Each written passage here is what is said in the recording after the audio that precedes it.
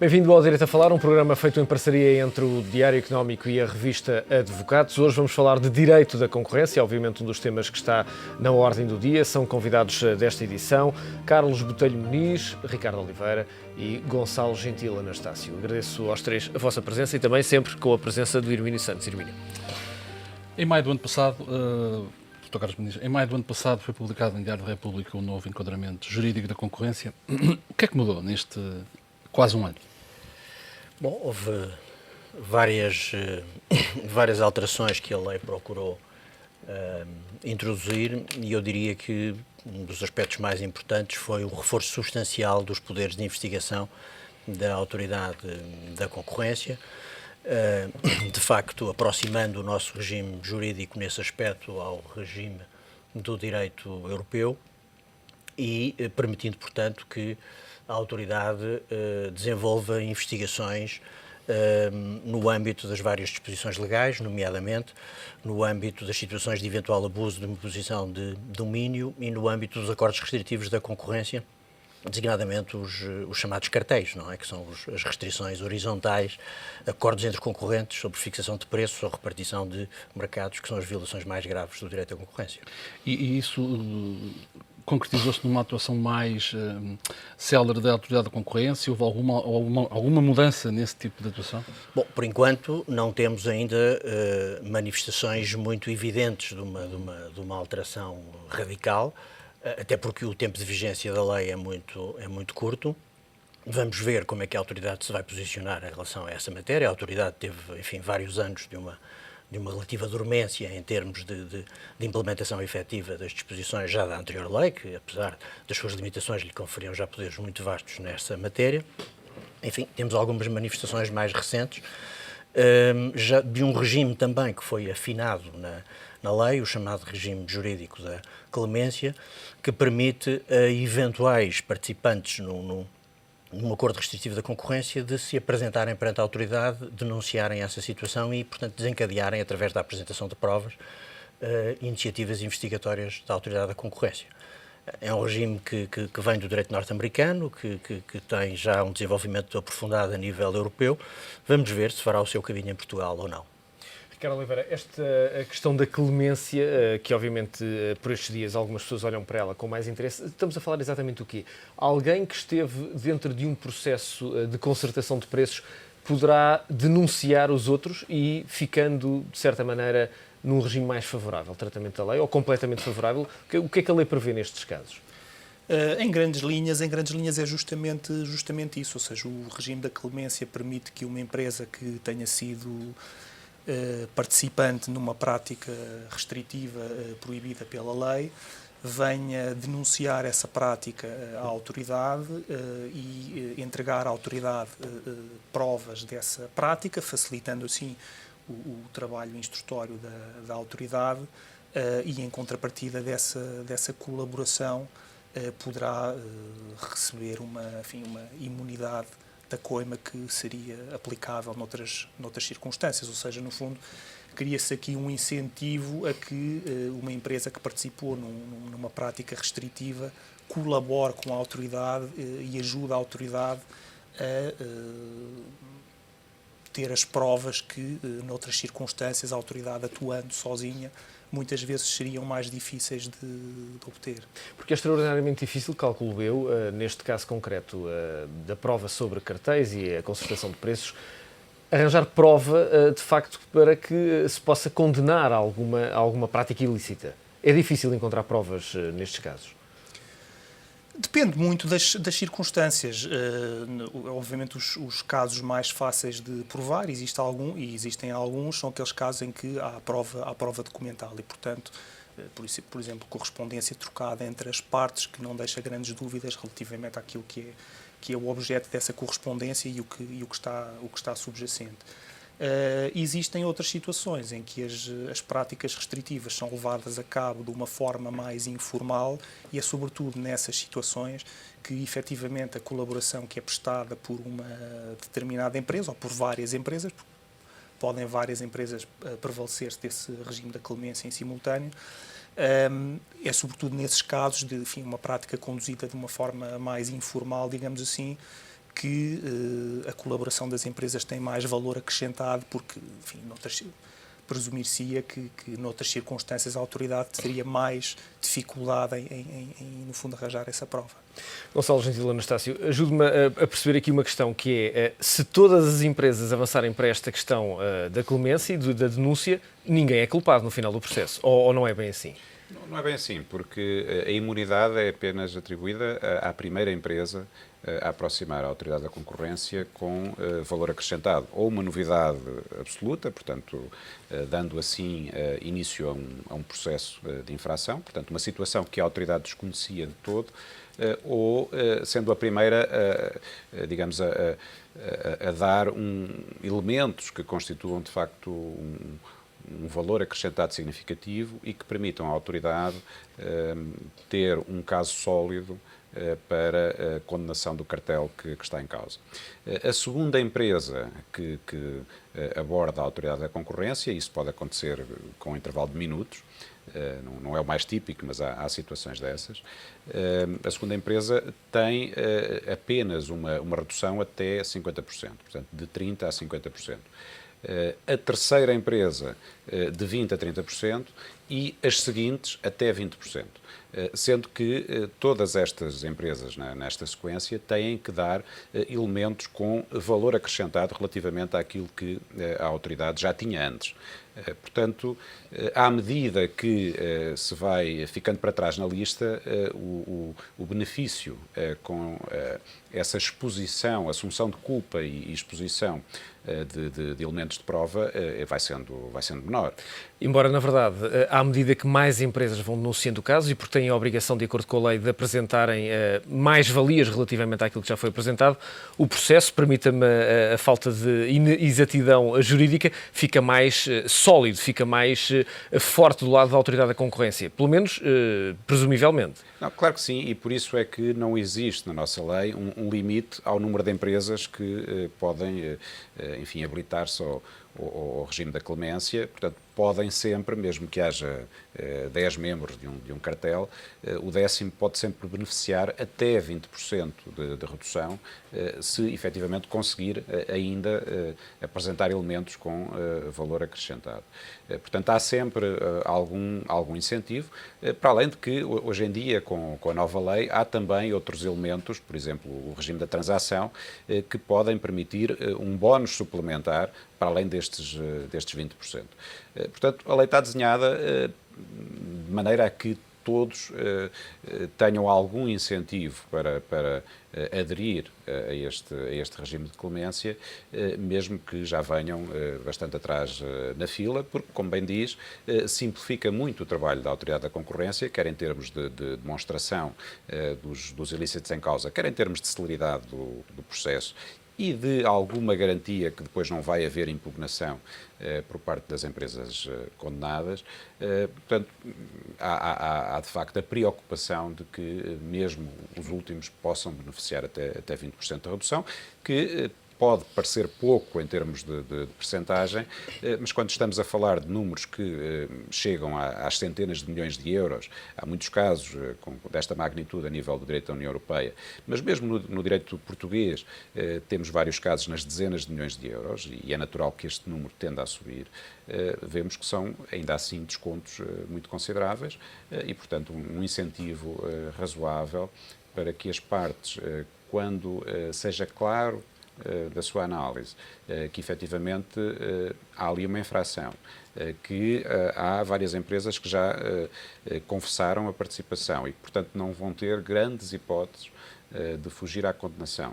Para mais num regime como o que temos na nova lei, em que, ao contrário da situação anterior, as empresas têm que pagar primeiro ou apresentar uma garantia, uma caução e recorrer depois.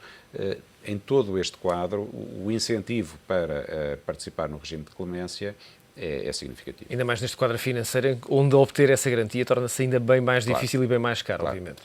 Dr. Carlos Muniz, esta lei é inspirada em algum modelo europeu? Sei que é um pouco imposta pela Troika, mas julgo que já havia algum consenso para mudar. É inspirada em algum modelo europeu, algum modelo americano? É uma mistura dos dois? Não, basicamente a fonte mais importante de inspiração é o direito da União Europeia, como acontecia aliás já com a Lei 18 de 2003, quer no desenho dos regimes jurídicos típicos, não é? Portanto, a lei essencialmente tem dois focos.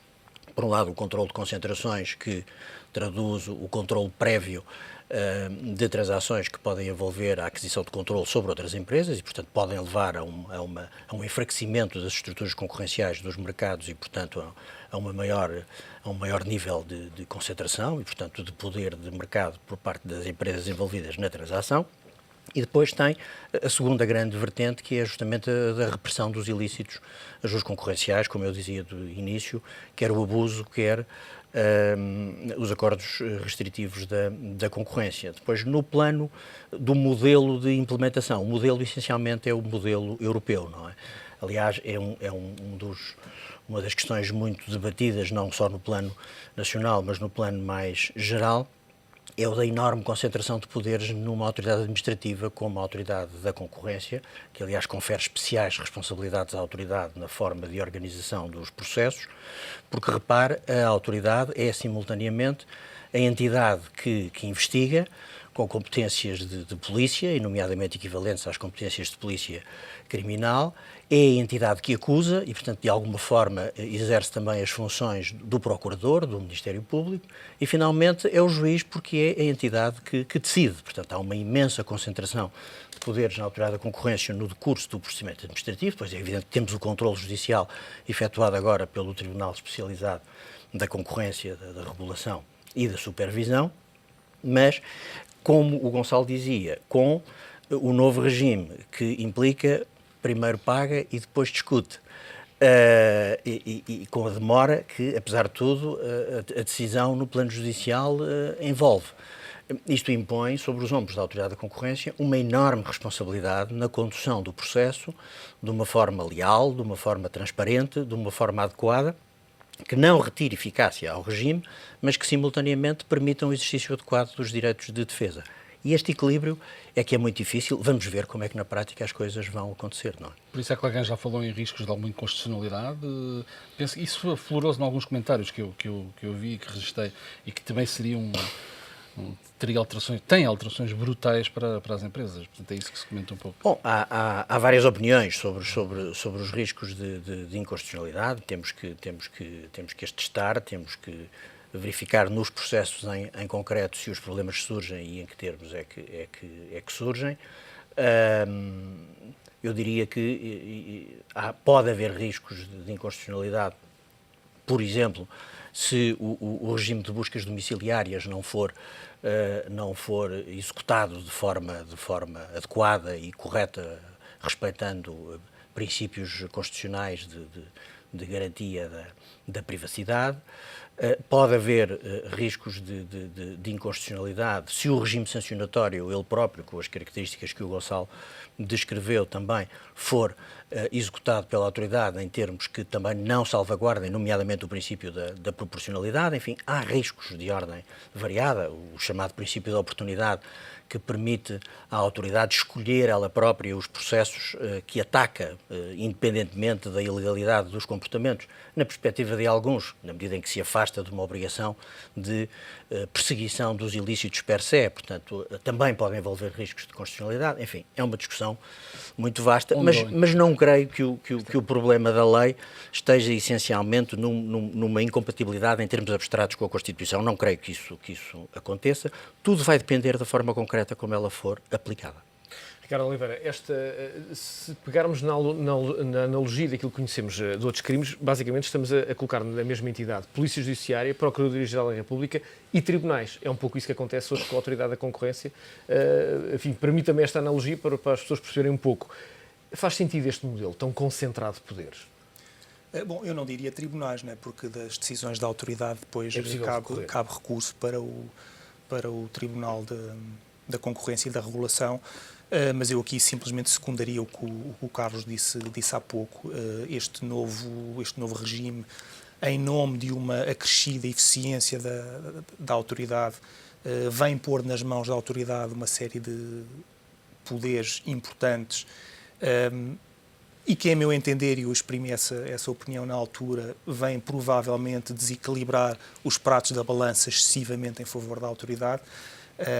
Mas, enfim, a situação que nós temos agora é esta e, como o Carlos dizia há pouco e muito bem, eu acho que vai ter que haver um exercício de self-restraint muito importante por parte da autoridade para que essa eficácia acrescida que estas novas regras permitem à autoridade não leve a situações indesejadas. Depois, a jusante, temos a questão, obviamente, do controlo judicial. Foram feitas algumas alterações que, a meu ver, são relativamente temerárias. Provavelmente lá iremos mais à frente no programa, mas, em particular, enfim, o legislador ter tomado uma decisão que teve como consequência que o património de conhecimento acumulado que havia a nível judicial relativamente à análise das decisões da Autoridade da Concorrência fosse desbaratado, uma vez que as pessoas que julgavam estes casos nos últimos anos ficaram agora afastadas destes processos e, portanto, vamos recomeçar, vai ser um recomeçar de novo e, portanto, o facto de nós termos, por um lado, este reforço da autoridade e estarmos a nível judicial a dar um salto no vazio, pelo menos num período inicial, enfim, coloca aqui alguns desafios importantes que, enfim, espero que sejam devidamente superados pela prática nos próximos anos. Gonçalo, partilha desta opinião. Houve aqui, de facto, uma alteração que criou, digamos, uma espécie de ponte neste momento, uma espécie de terra de ninguém que é preciso salvaguardar. Partilha desta opinião do Ricardo. Sim, eu estou de acordo. Creio que esta alteração em termos do controle judiciário não foi pensada da melhor forma. O tribunal que recebe os recursos é naturalmente um tribunal de primeira instância, como acontecia antes. A diferença, que a meu ver é muito importante, é que é um tribunal menor na hierarquia judicial e, portanto, onde tendencialmente temos juízes menos experientes. E esse aspecto para processos que são, de facto, dos mais importantes que aparecem na economia nacional e que implicam sanções, enfim, pesadíssimas e invulgares no panorama judiciário nacional, de facto, aconselharia o bom senso que estivesse concentrada essa análise num tribunal onde tivéssemos juízes com um elevado grau de especialização e também, porque não de senioridade, mas sobretudo de especialização. Portanto, a situação... E há esse conhecimento em Portugal, Gonçalo? Há esse nível de especialização neste momento em Portugal? Como o Ricardo referiu, havia um património acumulado no Tribunal do Comércio de Lisboa, em particular de duas juízas, que com esta alteração foi desaproveitado. Até porque, sendo o novo tribunal um tribunal, como disse, mais júnior do ponto de vista da progressão dos juízes na carreira, é óbvio que as duas juízas em causa não teriam interesse em andar para trás e ser colocadas neste tribunal, mesmo que isso tivesse ao seu alcance. Portanto, desse ponto de vista, poderia ter havido um maior cuidado e uma maior sensibilidade. Bom, isto sem o menor juízo de valor relativamente a quem está neste momento no Tribunal. Eu próprio ainda não tive nenhuma experiência direta com o Tribunal da Concorrência. Bom, e admito, espero, pelo menos, expresso e sublinho esse desejo que quem esteja neste momento com essa responsabilidade esteja à total altura da situação e que consiga rapidamente especializar-se no assunto. Isto é, nós precisamos ali de juristas sólidos, juízes com bom senso e pessoas claramente especializadas no tema. E é extremamente difícil que isso suceda, sobretudo, enfim, num tribunal de etapa relativamente inicial da carreira dos nossos juízes. Portanto, poderíamos ter aqui adotado uma solução melhor. Qual era a solução que venderia? nesse aspecto. Eu creio que foi um bom passo a especialização do Tribunal. Portanto, esse aspecto é bom, passarmos a ter um Tribunal de concorrência, creio que é um passo importante. Deveria ser um Tribunal que ou fosse uma secção especializada da relação ou tivesse outro tipo de senioridade na hierarquia da organização judiciária que permitisse que os juízes que tiveram ao longo destes anos, na primeira instância no Tribunal de Comércio de Lisboa, uma aprendizagem que é relativamente ímpar, talvez seja mesmo única entre os juízes portugueses. O que é típico num tribunal, e é natural, quer dizer, não é só em Portugal. O que é típico num tribunal comum é que um juiz que tenha uma questão de direito da concorrência para julgar, essa seja a primeira questão de direito da concorrência que lhe aparece. As mais das vezes é isso que temos. Enfim, em Lisboa pode acontecer que haja um juiz que já tenha tido um caso de concorrência antes, mas é normal, são questões que aparecem pouco. E por essa razão consideraria ao bom senso que se aproveitasse a experiência de quem durante alguns anos e o investimento que foi feito pela própria Justiça muitos Nacional. anos teve que fazer esse caminho. Por outro lado, poder-se-ia também fazer uma solução que não é ímpar em termos internacionais, que seria também uma boa possibilidade de os tribunais comuns poderem ter um mecanismo qualquer de reenvio, de consulta a um tribunal como este, especializado em concorrência, mas, como disse, com maior senioridade. Dr. Carlos Botelho Muniz, antes de partirmos para um breve intervalo, partilha desta opinião. Houve, de facto, aqui uma falta de aproveitamento da experiência e, claro, do investimento que a Justiça fez nestes duas juízes? Eu penso que sim, claramente. Eu acho que nesta matéria teria sido necessário ter a ambição de fazer algo completamente diferente do que se tem feito até agora. A meu ver, seria necessário um tribunal coletivo, um tribunal com 3 juízes. Seria muito útil, como o Gonçalo disse, que o tribunal fosse desenhado em termos que permitisse que se apresentassem juízas ou juízes já com um grau de senioridade razoável.